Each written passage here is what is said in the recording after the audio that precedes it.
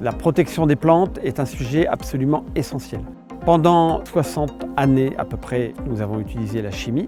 Nous nous apercevons que nous devons changer les pratiques agricoles de façon à offrir aux clients consommateurs des produits issus de la neutralité carbone, c'est-à-dire des produits alimentaires qui vont bénéficier d'un itinéraire technique agricole qui aura utilisé beaucoup moins de chimie, beaucoup moins de carbone fossile qu'auparavant.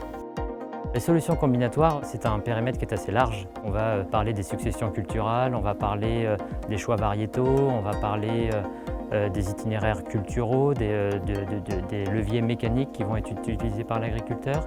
Mais c'est aussi l'intelligence artificielle. Voilà, tous les outils d'aide à la décision s'inscrivent dans ces solutions combinatoires. Ça va être aussi tout ce qui est bio-intrant, qui permet de limiter l'usage des produits chimiques.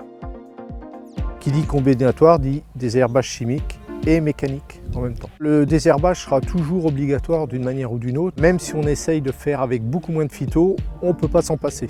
Sur le désherbage mécanique, on a commencé par la RC trille et ensuite on a continué avec tout ce qui était binage des céréales et je dirais aussi désherbinage parce qu'on peut faire à la fois du binage et du désherbage en même temps. Les phytos, ça coûte quand même ça a un coût quand même, quand on met 50, 60 € dans du désherbage et qu'on n'a pas d'efficacité.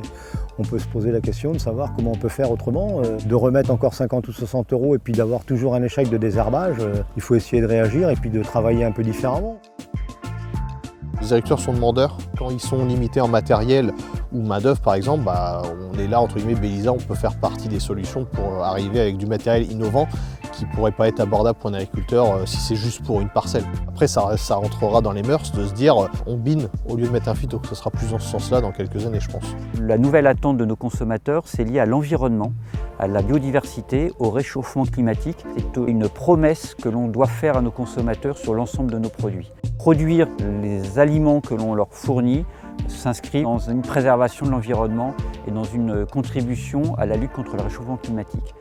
Pour Axéréal, dès lors qu'il y a des nouveaux challenges agronomiques, c'est aussi des opportunités puisque ça permet de faire valoir l'expertise des agronomes qu'il y a dans le service, mais aussi des technico-commerciaux qui, avec les agriculteurs, justement, construisent ces solutions de demain.